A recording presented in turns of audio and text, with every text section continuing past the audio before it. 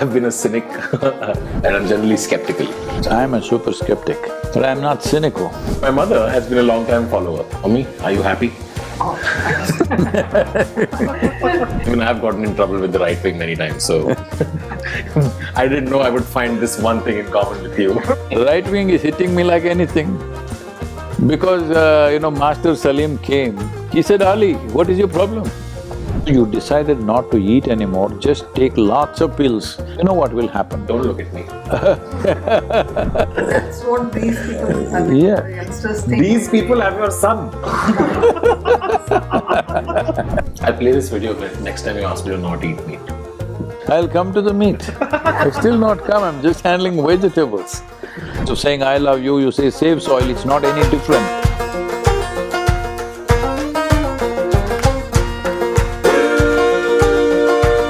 So it's nice to be here. It's nice to be here. I don't know if your team gave you any context to me. No, you should give me some context. Okay, I shall. My name is Tanmay, I'm a comedian. So, Oh, that's funny. yeah. Which means I am generally, I've been a cynic. I'm generally cynical and I'm generally skeptical. But I'm here today with an open mind.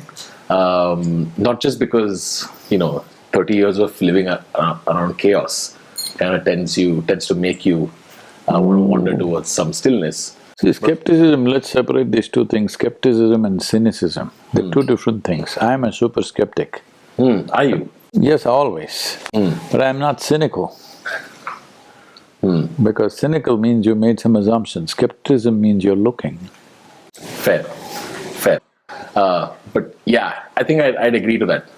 I'm a cynic because whenever I see a throng of people following something, my first angle is what's the truth here and what's funny about it. However, my mother… I hear that you have a following. I get the point. Absolutely, 100% agree. But my mother has been a long time follower, and all my battles against the world are in one place, and my relationship with my mother is in another. And I knew it would make her very happy if I was here. And I know that all the teachings that you have given has made her very happy. So thank you for that, first of all. I know it brings a lot of peace to many people. And I would not pass on this opportunity to do that. Mommy, are you happy? I'm overwhelmed that he's here. I never thought he would be here conversing with you. Yeah. Why does he always pick such bad people to converse? My first question, sir, is I have a fairly younger audience that follows me, kids between the ages of 18 to 30. Love and relationships make a big part of their lives. And given today's chaotic world and social media, there's always a need to want to have a partner, to search for a partner. Or if not social media, then sometimes your mother asks you questions like, why aren't you getting married? Why aren't you with someone? How does one learn to live alone and be alone? See, as human beings are made, as life is made, what do you think? This is a complete life by itself or it's a half a life? What do you think? If the purpose of life is to experience… No, forget about the purposes. If you simply sit here, is this a complete life or a half a life? A partnership would be nice. Partnership is nice to act in the world, to do something in the world. But to simply sit here, is this a complete life or a half a life? It can feel fairly complete.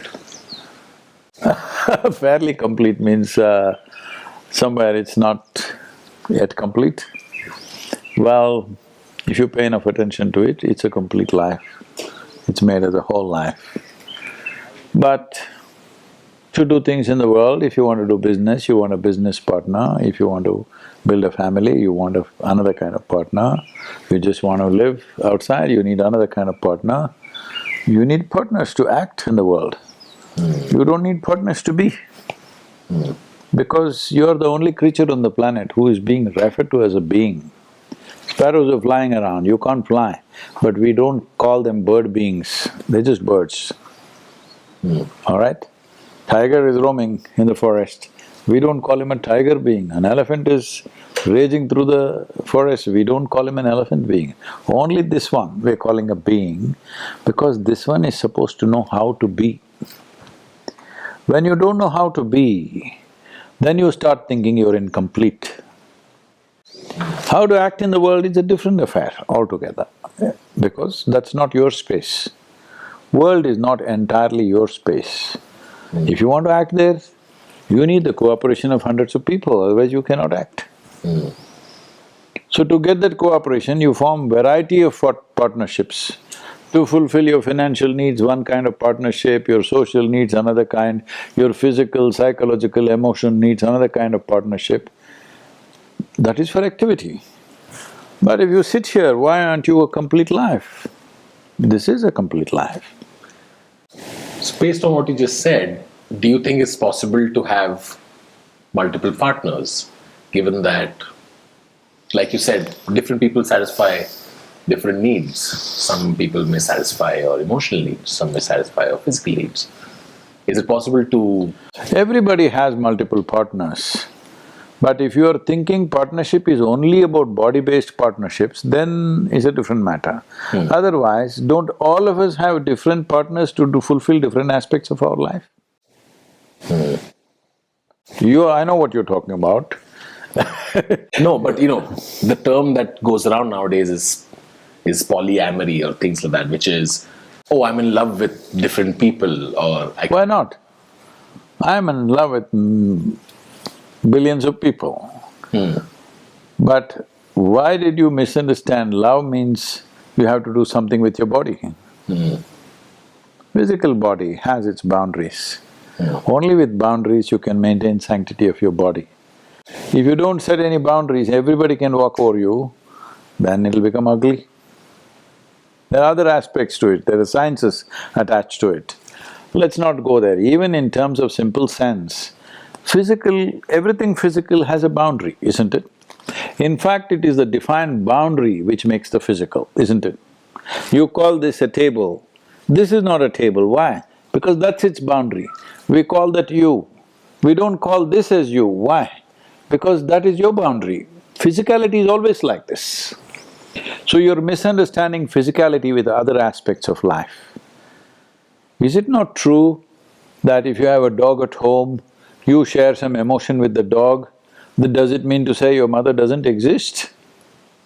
There is nobody… I'm sorry? Love is positive sum. See, there's too much misconceptions about these things. If I have to fix that right now in a brief conversation, the thing is like this. If you ever experience any love for anybody, where do you experience it? People say it's in the air, but did you feel it in the air or within yourself? You must answer that question. Is this part of inner engineering for me? My mother has been asking me these questions, is it? Oh! do inner engineering. No, she's following me. It's okay, if she asked that question, and now I am asking you that question, in case you did not answer that question, at least time that you answer that question. This is not for me that you have to answer, for yourself. If you experience anything as a human being, does it happen within you or outside of you? Within you, right? Yes. Whether it's peacefulness, joyfulness, love, anything, pain, misery, whatever happened only within you. So when you talk about love, why you talk about somebody else? That's a relationship. A relationship is a transaction which needs to be managed with some amount of skill. To be loving, you don't need anything or anybody, you're just loving. Loving means it's the sweetness of your emotion. And why are you not sweet? Why have you become bitter? Because you have assumed things from limited experience of life, isn't it? If you're walking on the street, somebody poked you and went away. Now walking on the street will be a bitter experience because you're always thinking these people will poke you.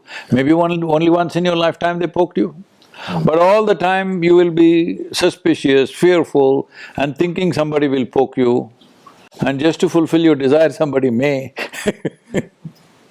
So the problem is, the experiences of life, instead of using that as a way to rise, most people are using the experiences of life to become wounded.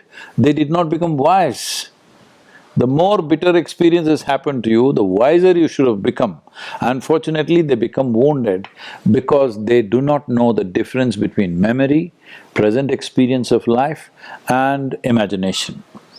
In yoga, we call this trikala. There are three aspects of time in your life. Memory? There is… yesterday is only a memory, isn't it? Now you're experiencing what is there, but now memory may be overlapping into your present moment and you can't experience it. Or using this memory, you project something, which is imagination. Now when you don't have any distinction between these three, that memory, experience and imagination are all mixed up, then everything is a mess. And in that mess, people are trying to find sense, they will not find anything. So how does one learn to be present? This is… Are you present right now? Are you here? I am. Yes. But right now the problem is, you're thinking about something else. So right now there are people who are always… whole world right now, it came from America but now it's everywhere, be in the moment, be in the moment. Yeah. I'm asking you, be somewhere else and show me, no? No, but if I'm in the future, I'll… No, can you be somewhere else and show me right now? I can't. You can think about the past, you can think about the future. So what they're essentially telling you is, do not think about the past, do not think about the future. Be in the moment means that's a teaching. But one needs to understand, to arrive at this level of cerebral capability, it took millions of years of work of the evolution to get us here, to this level of capability. We are the only creatures on this planet who have such a cerebral capability. And this capability, unfortunately, most human beings are suffering. A work of millions of years, people are suffering. This is the greatest thing that's happened to us. We can think better than these cows, we can think better than the elephant, we can think better than anything. Our memory is so vivid, our imagination is so fantastic. This is what they are suffering. What happened 10 years ago, they're still suffering. What may happen day after tomorrow, they're already suffering. They're not suffering life, they've not even touched life. They're suffering their own memory and imagination. That means you do not know how to handle your faculties because your education, it is teaching you all the nonsense about how to dominate and extract things from everything. It's not told you a thing about how to manage this one. If you do not know how to manage your thought and emotion, how the hell are you going to ever live well? I'm asking anybody. How? Just by chance, if somebody is nice to you today, you feel little good. But you can never have this working for you throughout your life, somebody will always be nice to you. There's no such thing. Then you must get series of dogs. A dog means it's a 12-year love affair, all right? However you behave, he behaves well with you. I hope dogs learn and they bite you. If my dog is watching, please don't do that. Now they're getting robotic dogs which can be programmed, just what you want, all right? Every 12 years you have to replace your love, that's all. You said something interesting about love there. Said that a lot of relationships are transactional, which is what happens often when… No, all relationships are transactional. All relationships are… Yes, you can be loving within yourself or not, that's up to you. If you're loving, you will conduct your relationship in a certain way, with certain sweetness to it. If you're not loving, you will conduct your relationship in a crude manner. But love is something that you are. Relationship is something that you do in the world. I know today, because you picked up this American culture, if I utter the word relationship, the young people are thinking it has to be body-based relationship. Or romantic. No. Yeah. That's what it's, body-based essentially. See, do you have a relationship with your mother? I do. I'm telling you, I'm in a lot of trouble with the right-wing people because I said, initially Yashoda saw Krishna as a child, but as he started manifesting his nature, she just became her lover. Their idea of a lover is sexuality. Arey, in this country, Shiva Premi, Shiva Kami are there, does it mean sexuality? This is a country where people related to divine in whichever way they could relate, there was no problem. But now these people have become like this, they're going on hitting me all the time on the social media. Oh, he says Krishna had sex with his mother. What nonsense is that?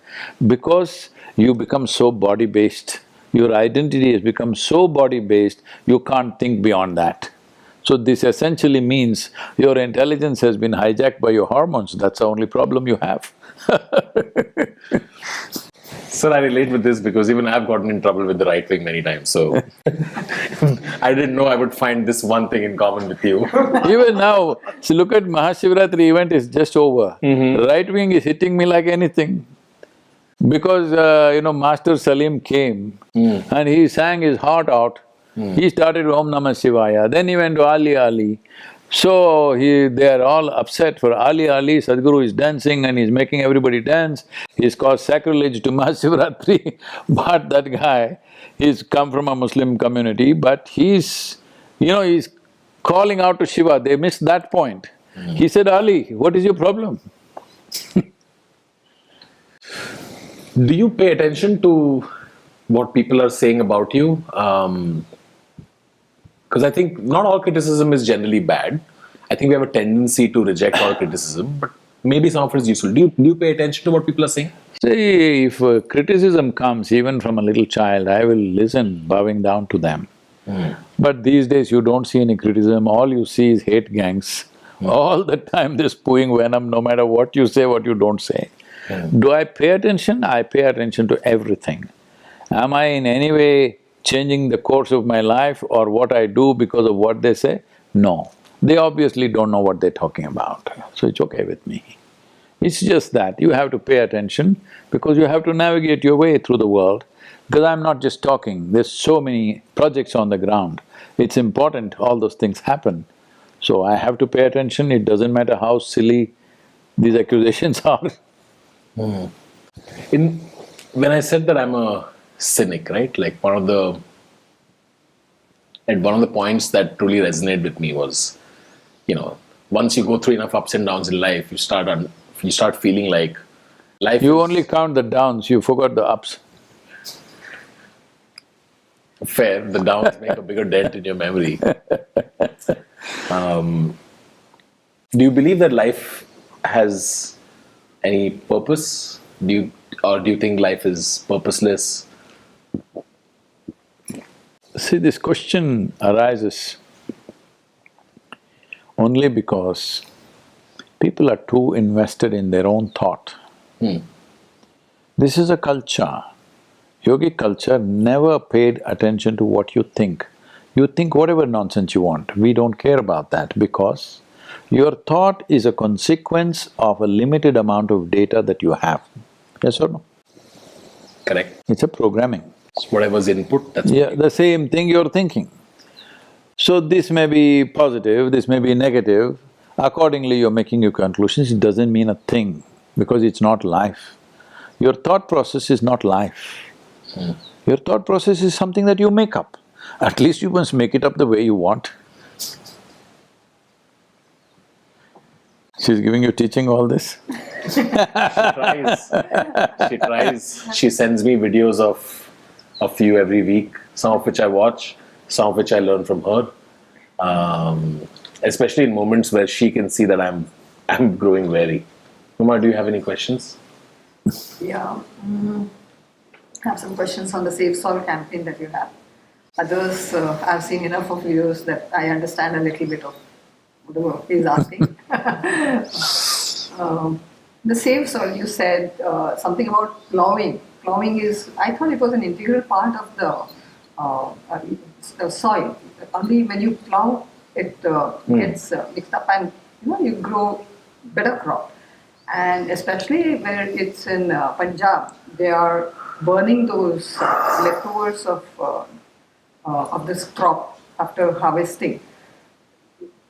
Is it a very difficult thing? Like they can't plow it or something and then they're burning of it? Even See, in Maharashtra, I've seen them burning. And when I questioned them, they said it's for warming for the next harvesting. That's the reason. What are they warming? There's not enough sunlight in India. I don't know. what I thought was maybe No. weeding is a little difficult, so they just No, burn the no. whole thing off. That's not the thing.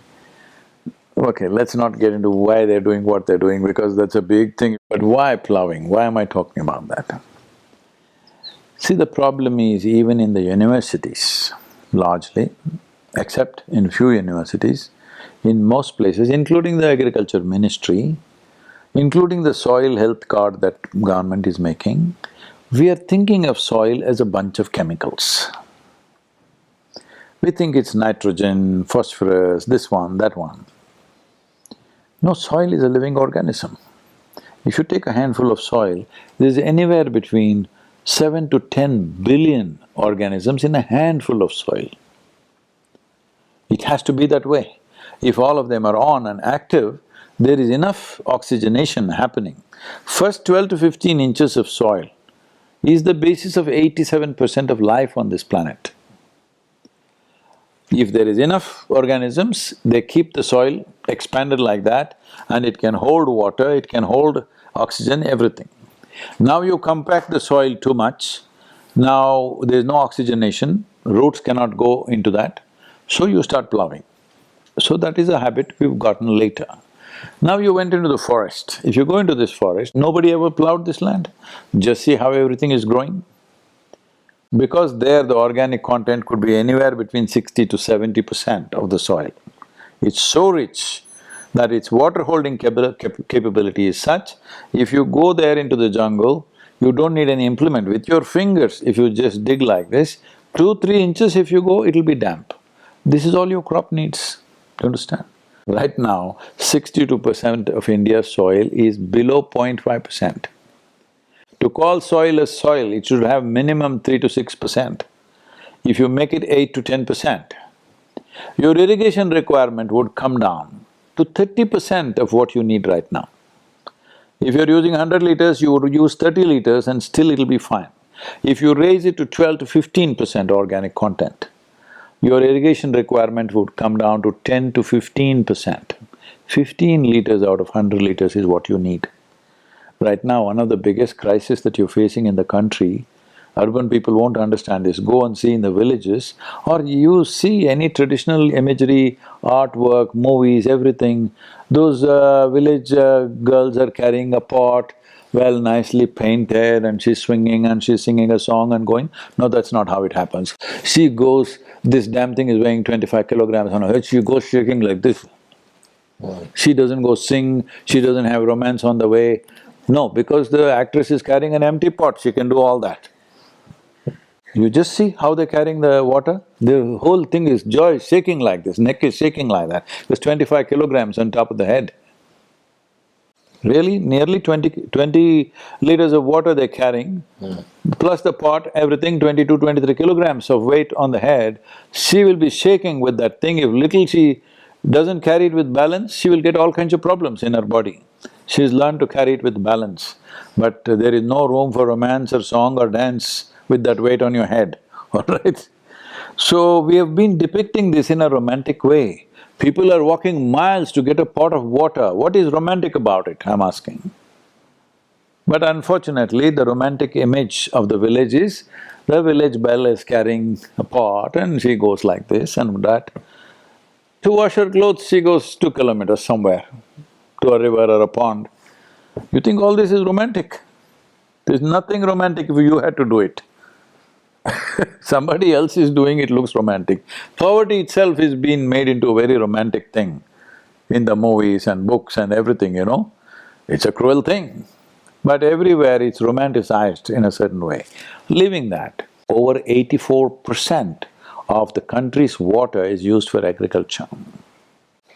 You can bring it down significantly if the soil was rich. One reason why it's not happening is summers there's no cover crops. This was part of our agriculture in this country.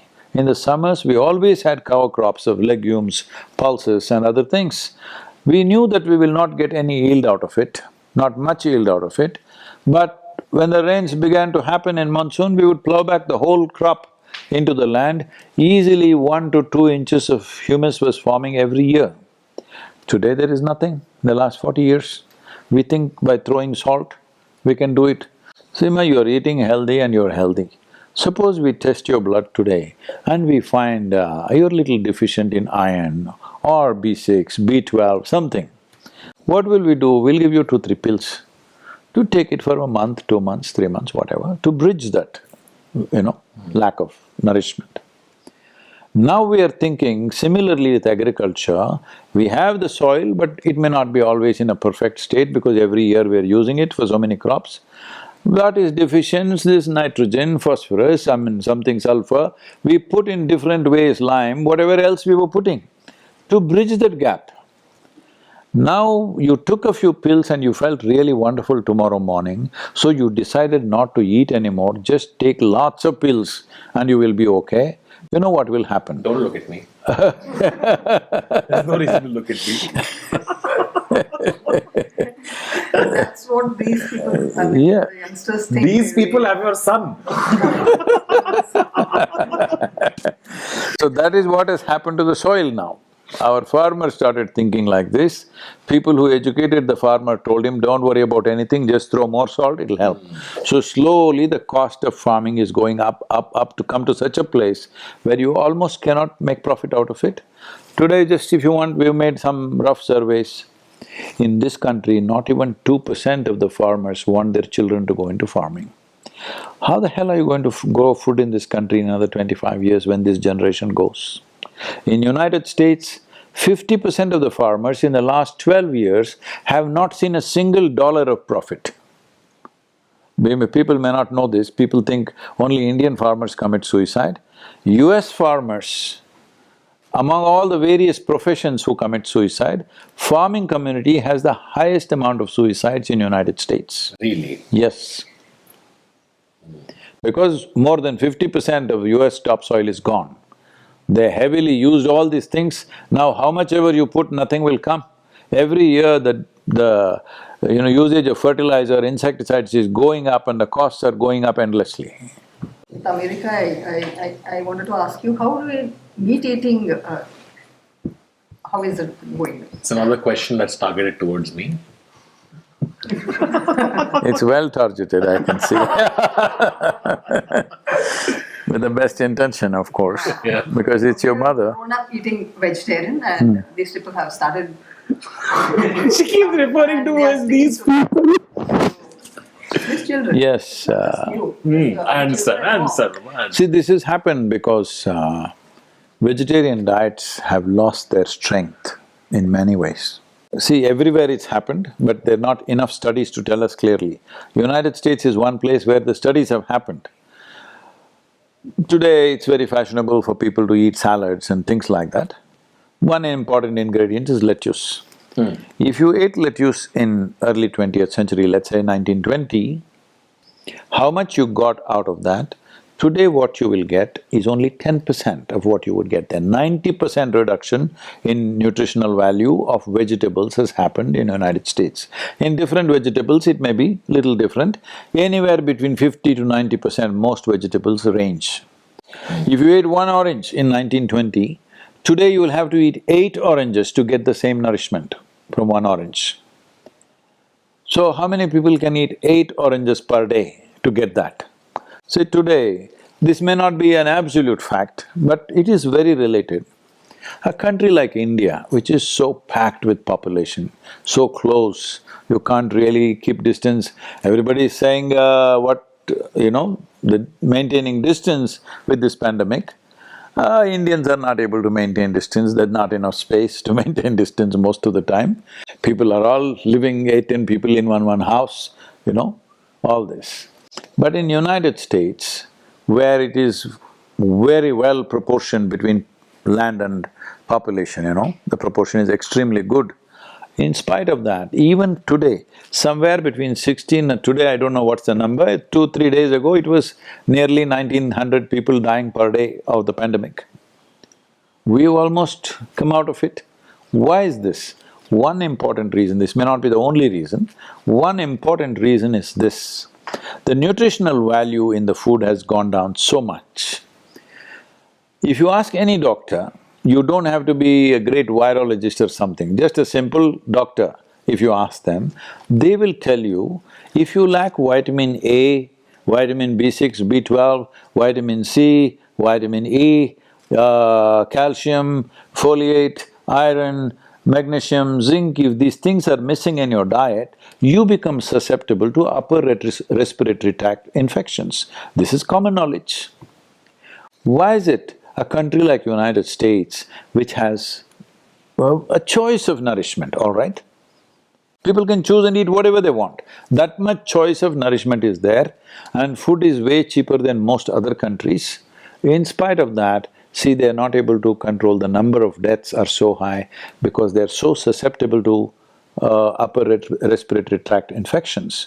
Well, there are various other factors, this is not the only thing, but this is also an important part of living. So, without the necessary organic strength in the soil, whatever you grow is getting weaker and weaker, and human beings are getting weaker and weaker. When I say weaker, I'm not talking about muscular strength and muscular weakness. The very system is losing it. If today everybody knows this, without the gut microbiome, you cannot digest the food that you eat. Anyway, your mother has only 40% stake in you, 20% actually. Both your mother, father put together, they have only 40% stake in you because 60% of your body is actually microbial. 60% microorganisms, only 40% genetics from your parentage. So this is just a reflection of what is happening in the soil. Even in the evolutionary scheme of things, you have become the life you are only in consequence of the activity that is largely happening in 12 to 15 inches of soil. It is alive. That aliveness determines how alive this is and how competent this is. So, this is being lost in a way to an extent like this. On an average, the FAO, the UN FAO estimates that approximately 27,000 species of microbial life is going extinct per year. On an average, 27,000 species, not organisms, species going extinct. At this rate, if we go, in another 30 to 40 years' time, we will reach a point, one thing, growing food will be very, very difficult. Another thing is, if we want to regenerate the soil, we will not be able to regenerate the soil. It will take 150 to 200 years to regenerate. But right now, we are in a cusp of time. If we do the right things now, within the next 10, 15 or 20 years' time, we can make a significant turnaround. So this is the most important thing that every human being on the planet right now needs to understand. We're in a unique space of time where we are on a threshold, we can either turn it back or fall over. And this is only once. Whether we will act as a responsible generation or we will act as a silly generation, we'll go ahead and commit suicide. I'll play this video next time you ask me to not eat meat. Please. No, I will come… I'll come to the meat. I've still not come, I'm just handling vegetables. So right now, 51 million square kilometers of land is being used for agriculture. Out of this, 40 million square kilometers, you won't believe this, check it out, 40 million square kilometers are used for raising animals and their food. If you bring down your meat consumption by 50%, 20 million square kilometers of land could be converted into regenerative agriculture straight away. Only 50% I'm asking. But sir, the vegetables, they don't have the nutritional value as they did earlier, so… See, that is what we are trying to turn around. If by policy, if you make it 3 to 6% minimum organic content in agriculture thing, why I'm saying this is, see right now, if you have… Where do you live? In Mumbai. If you have, let us say, 5,000 square feet of land in Mumbai, you can't build 5,000 square feet of building. There are laws. 2,000–3,000 you can build, you have to leave some space for yourself, your neighbor. But you go to Dharavi and see how homes are built. There is no concept of a window.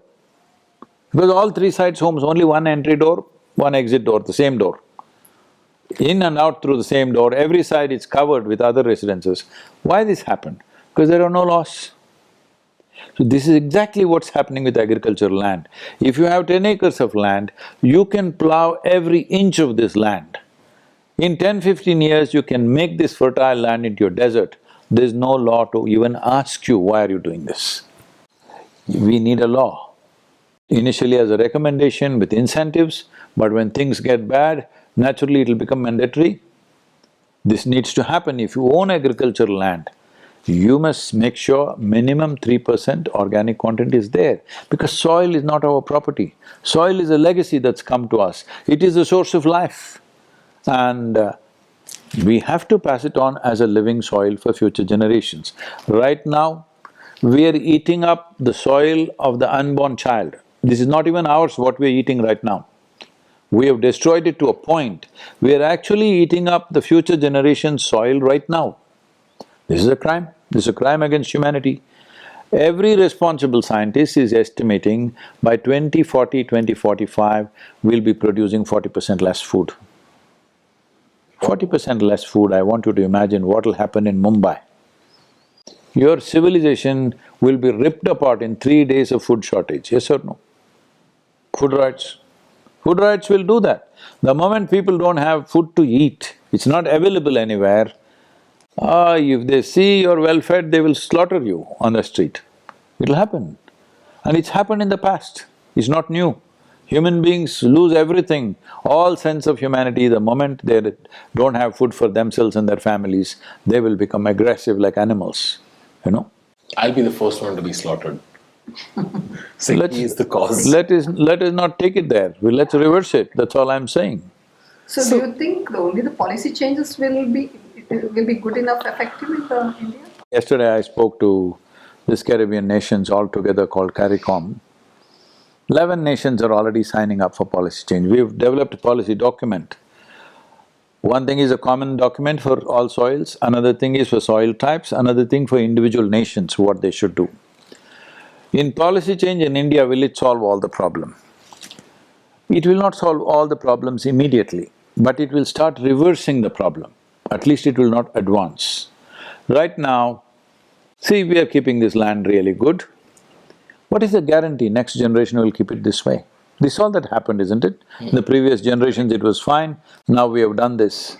So, this place we have a policy. In US we are building a whole spiritual city. So I have dedicated 70% of the land as conservation land. The forests that are there, nobody can touch, it's private land. We can build all the 100% if we want. 70% we've committed and written it into our constitution that no matter tomorrow what demands come, what pressures come, you can only build in 30% of the land. Similarly, here we have some restrictions. See, this home school, you're sitting here, nearly 70 acres of land. We take only 340 children. I can take 10,000 children if I want for 70 acres, according to city school standards. Only 340 children, because we want the children to grow up in a certain way. Tomorrow, if I'm not here, these people who are around me are not here, let's say 100 years later, they may take 10,000 people. So we have to write it down somewhere that this cannot be done. That needs to happen. This is why policy change is very important, because it ensures that even in future somebody cannot destroy it. Will everything be reversed tomorrow morning? No, that's not how it works. But if you give incentives, it'll begin to happen. Right now, we have done this in a big way in Karnataka and Tamil Nadu. Karnataka has given a subsidy. For every tree a farmer plants, today there's a 125 rupee subsidy. It's growth related. Over 4 years it will be paid. Every year he has to take pictures of the thing, and we have set up a digital platform and an agency through which if they post the picture, he will get the thing straight into his bank account, it'll go. So now millions of farmers are going in for tree-based agriculture. This kind of incentives are needed. You need a cover crop in the summer, you must give some incentive to put the cover crop. Once he sees the benefit of that, then he will naturally do it by himself. So, like he said, I'll be the one who will be slaughtered first. This… Don't say that, why are you saying that? That's what he said, I didn't say that. He said, so what should he do? What should a person, individual or at their level or should be doing? Your social media has not had much influence at home. It hasn't. He's in his own things, not into the… he's into throwing to media, not taking things from the media. All right, I'm going to leave then. You guys can continue. What can young people do, sir? Yes, see, in a democratic nation, we must understand, everybody is saying, Sadhguru, what can I do? I'll roll up my sleeves, shall I fix my garden? It's very cute, you fix your garden, it's wonderful, I appreciate that, but that's not a solution. That's for your satisfaction. The solution is agricultural land should change. You're not a farmer. What is it a citizen can do? In a democratic nation, there are two most powerful things in your hand, your vote and your voice. Vote is only once in 5 years or whatever, it's over. Now it's your voice. And today as a generation of people, we have a voice that no generation ever had. 2021, our video reach is 2.2 billion. When was it possible that spiritual talks would reach 2.2 billion people in 1 year or 2 billion views in 1 year? Such a thing was never possible. Many great people have come, but when they spoke, hardly 10 people heard. So this is the first time we have technologies and means to communicate with the entire world if we want. In this time, if we do not transform the world and do what we really wish to do, it shows that we simply don't care, that's all. So that's all I am trying to do. I'm 65, riding 30,000 kilometers is not a joyride.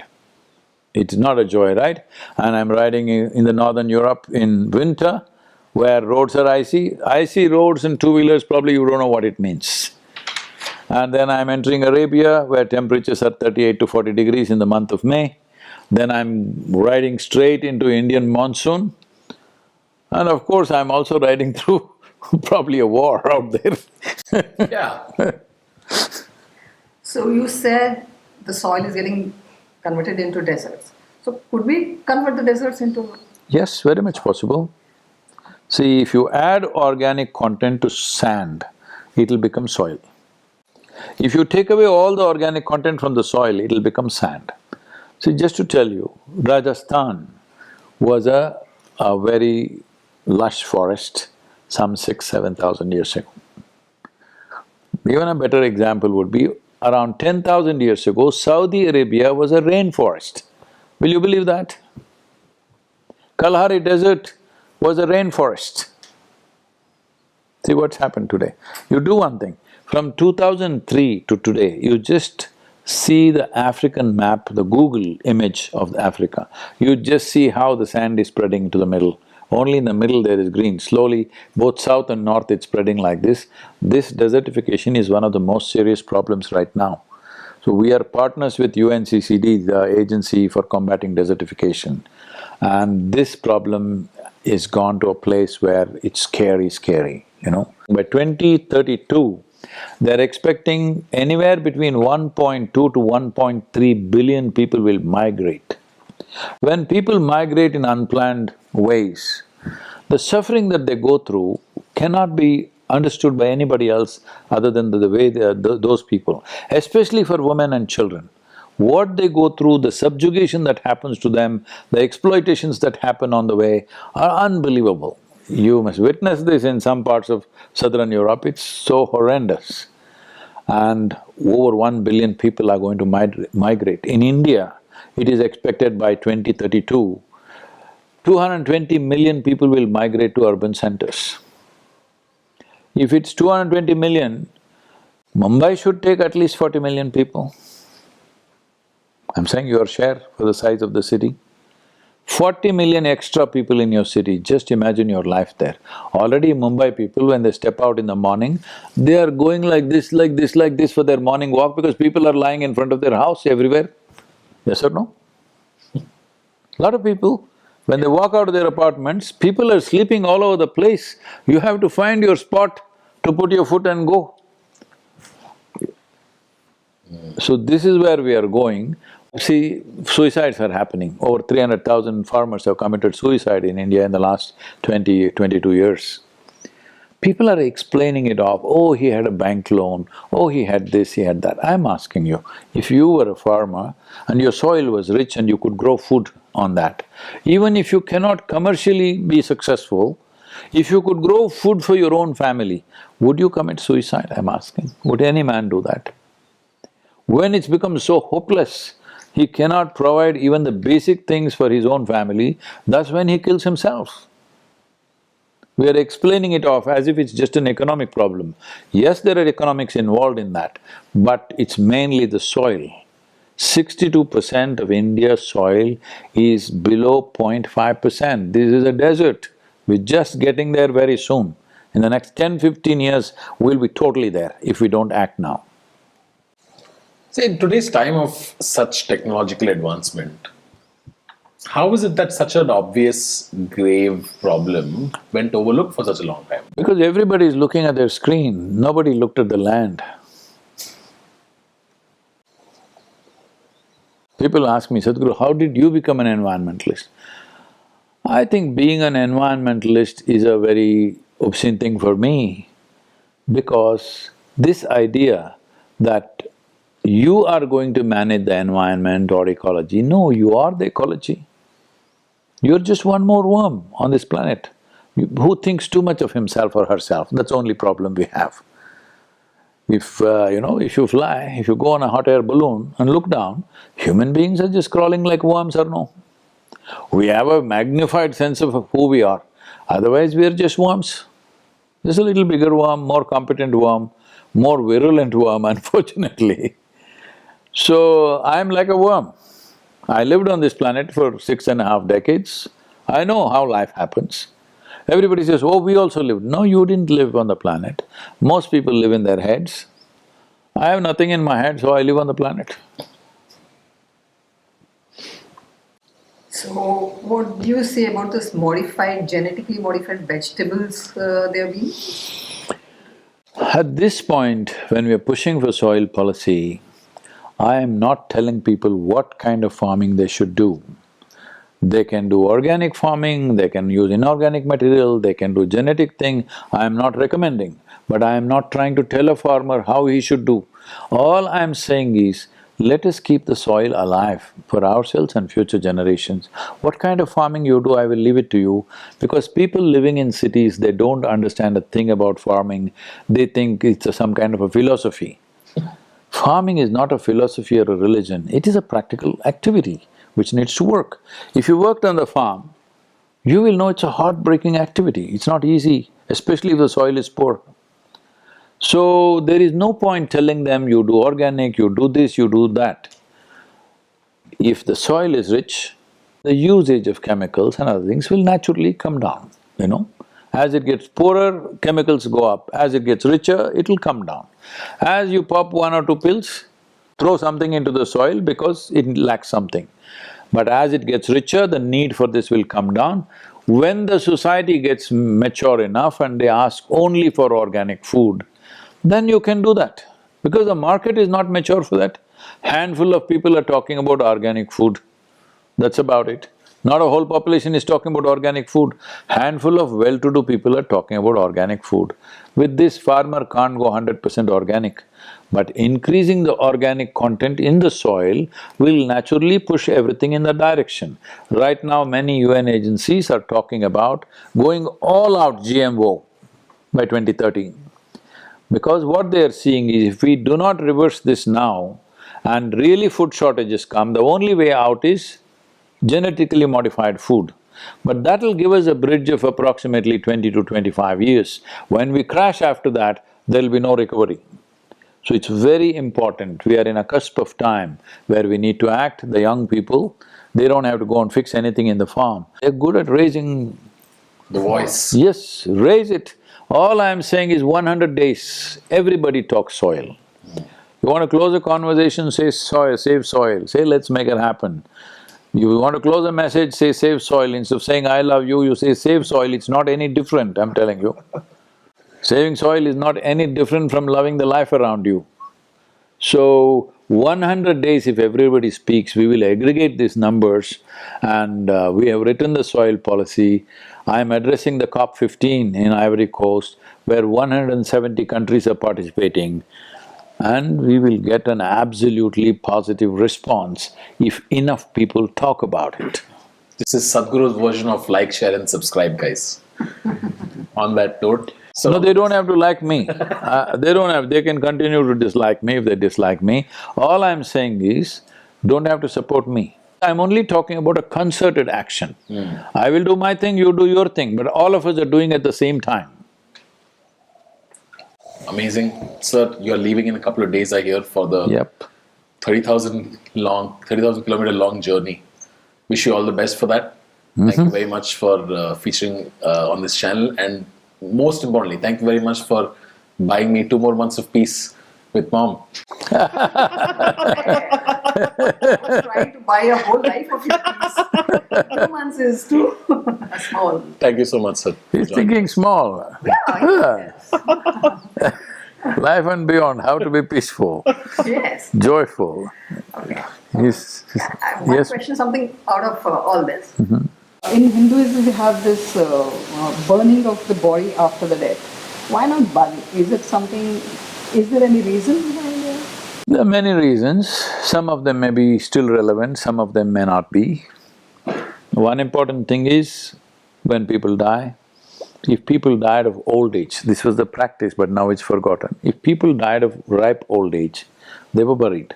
But if they died somewhere in between, they were always cremated, because we don't know what he's died of. Nobody to test his bacteria or virus and say what he's died of. The best thing is to cremate. There is also another aspect, this is a little complex to say in 2 minutes. If a person dies because life became feeble and he exited the body out of old age, then there is no rush with the body, because the body has become too feeble for anything to come back. But let's say somewhere middle of the life somebody died either because of injury or let's say because of something broke in the body. See, when I say injury, it can be from outside, or your heart broke, your liver broke, this is also kind of damage. When that happens, the rest of the body is still vibrant. Because of this, it will draw certain types of energies towards it.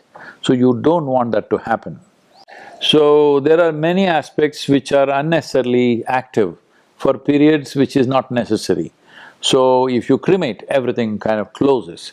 See, even for the family, I'm saying, in this country, after cremation, we won't leave it with that. We will take the ashes and throw it into 3 different rivers or ocean, because completely it must be gone. You must not be able to identify where is somebody who was dear to me right now, it's just gone. Because we want to treat life by its realities. Till somebody is here, whoever they are, you do your best with them. Once they're dead, you must wash your hands of them. This is the nature of this culture. All the rituals people are doing, people are thinking it's in memory. No, it is to distance yourself. There's something called as runanabandha, there are imprints in your own body about people who have been dear to you. You want to distance yourself, because if you don't do that, death will grow within you when you're alive. It will kind of weigh you down. So you need to distance yourself. In this context also, cremation is a very sensible thing to do. Unless people have died in a certain way, that certain way I won't go into because it'll need a lot of description, but generally cremation is better. Ecologically today we are thinking bury and plant a tree is better, but not necessarily. Yes, it is better, but even the ashes are good, they become part of the earth very quickly. So this is immediately after the cremation is done, but then the next year, and we do those rituals every year? See, that also, one thing is gratitude, but another thing is to distance yourself. This is called the imprints of runanabandha, you have to distance yourself, otherwise it'll weigh you down. Lot of people, a death happens in the family, their whole life changes, they'll never again recover from that, simply because they have not done the right things. See, it's important the life that's here now happens at its best, because you can't change death, you can change life. That's very, very important. So this is something, coming to terms with death, coming to terms with our mortal nature is the most important thing, because only when you come to terms with your mortal nature, your longing to know something beyond physical body will arise within you. If you think of God, you will become hallucinatory. You think it is, heaven is like metaverse. Somebody wants to go somewhere where everything is fine, nobody will bother them. It's just imaginary meta, That's not the point. In this culture, we saw life and death distinctly, and once death is done, once it's happened, we want to be done with them. Don't try to keep the… like leaving the dead to the dead. Never try to keep the dead alive. We remember them, we cherish them, but they're not alive in us in any way. This is very important, because otherwise you will not do justice to that life or to this life. Okay, thank you. That's the way. We'll let Sadhguru go save the soil. Thank you so much. Thank you. Hey, now, what do you think? This is my planet? This is not yours, is it? We'll let Sadhguru save the soil. What is this you're saying? I want to put down the screen and go look at the soil for once, so… Please do that. Thank you so much, sir. And if you… this is a time, if we don't do this one thing, we'll be remembered as a very irresponsible generation. I thought, before I am too old and no good for anything, I'll do my bit. You do yours, okay? Namaskaram. Namaskaram. Thank you. Thank you.